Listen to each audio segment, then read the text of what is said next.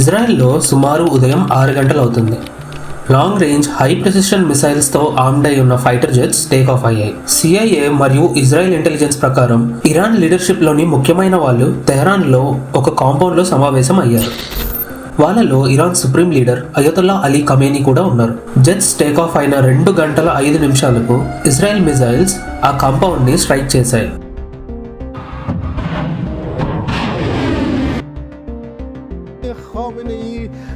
در راه سربلندی حرم جمهوری اسلامی ایران شهد شهید گوارای شهادت را نوشیدند و به ملکوت اعلی پیوستند. అసలు ఇజ్రాయెల్ మరియు యుఎస్ ఇంత పెద్ద అటాక్ ఎందుకు చేశాయి?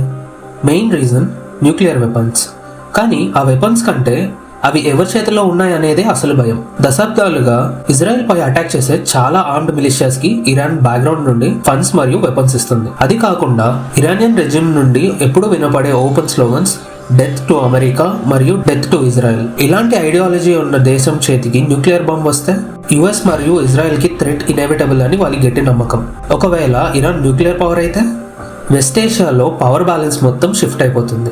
ఇంకా భయపెట్టేంత విషయం ఏంటంటే ఇరాన్ దగ్గర బాంబ్ ఉంది అని తెలిస్తే వాళ్ళని చూసి మిగతా గల్ఫ్ పవర్స్ కూడా వాళ్ళ ఓన్ న్యూక్లియర్ వెపన్స్ ని డెవలప్ చేయడం స్టార్ట్ చేస్తాయి. ఇది ప్రపంచాన్ని ఒక పెద్ద న్యూక్లియర్ ఆర్మ్స్ రేస్ లోకి నెట్టేస్తుంది. అందుకే 2015లో ఒబామా అడ్మినిస్ట్రేషన్ చేసిన న్యూక్లియర్ డీల్ ని 2018లో ప్రెసిడెంట్ ట్రంప్ క్యాన్సిల్ చేశారు.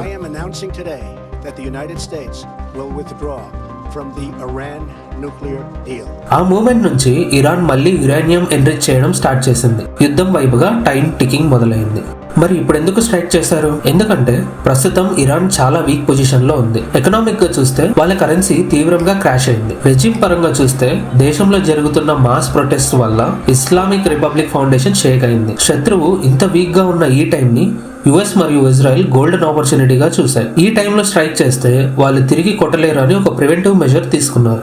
మరి ఇంత పెద్ద అసాసినేషన్ ని ఇజ్రాయెల్ మరియు యుఎస్ ఎలా ప్లాన్ చేశాయి? ఇది ఒక్క రోజే జరిగిన ప్లాన్ కాదు. 2025 నుండి ప్రెషర్ లో ఉన్నప్పుడు అయతొల్లా ఖమేనీ మరియు Islamic Revolutionary Guard Corps IRGC ఎలా కమ్యూనికేట్ చేస్తారు, ఎలా మూవ్ అవుతారు అనే స్పెసిఫిక్ ఇన్సైట్స్ ని యుఎస్ గెయిన్ చేసింది. రిపోర్టెడ్లీ సిఐఏ ఖమేనీని నెలల తరబడి ట్రాక్ చేసింది. ఆయన మూవ్మెంట్స్ ని మ్యాప్ చేసి ఆయన డైలీ ప్యాటర్న్స్ ని స్టడీ చేసింది. ఇస్లామిక్ రెవల్యూషనరీ గార్డ్ కార్ప్స్ ఇది ఇరాన్ మిలిటరీ కాదు. వీళ్ళ పని కేవలం రెజిమ్ ని కాపాడడం, వాళ్ళ కోసం ఏమైనా చేయడం మాత్రమే. సాటర్డే ఫిబ్రవరి 28 ఉదయం సుమారు 9:40కి ఇరాన్ క్యాపిటల్ తెహరాన్. ఈ గవర్నమెంట్ కాంపౌండ్ హువా స్క్వేర్ కి దగ్గరలో ఉంది. ఇందులో ఇరానియన్ ప్రెసిడెన్సీ మరియు సుప్రీం లీడర్ ఆఫీసెస్ ఉన్నాయి. ఈ రోజు ఆయన ఇక్కడే ఉన్నారని యుఎస్ ఇంటెలిజెన్స్ కాన్ఫిడెంట్ గా ఉంది. మరియు టాప్ ఇరానియన్ ఆఫీషియల్ మీటింగ్ అక్కడ జరుగుతుంది అని వాళ్ళకి తెలిసింది. యుఎస్ మరియు ఇజ్రాయెల్ ఒరిజినల్లీ రాత్రిపూట చీకట్లో స్ట్రైక్ చేయాలని అనుకున్నాయి. కానీ వాళ్ళ అటాక్ టైం ని మార్చుకున్నారు.